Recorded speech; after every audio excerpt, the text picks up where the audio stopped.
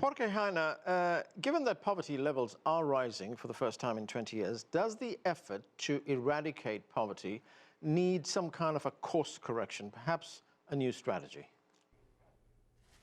Well, you're absolutely right. In the case of Latin America, because of COVID, projections are that poverty levels will be back to what they were in 2006. So we're back 15 years, essentially, from all the progress that we have made in the course of the past 2 years. That, of course, is a very tragic situation that needs addressing.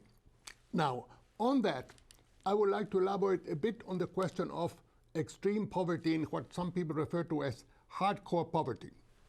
You have, once you reach a certain level in which you reduce poverty, you will reach a moment in which you find certain groups in which poverty has been endemic for sometimes generations. And there, it's not just the hard questions, electricity, infrastructure, access to education, but there are certain sort of life habits, being able to get to a job on time, having the discipline that it takes to keep a job. Those things, when they have been not in families, not sometimes for generations, that becomes a really tough issue. So in our experience in Chile, that is a real challenge.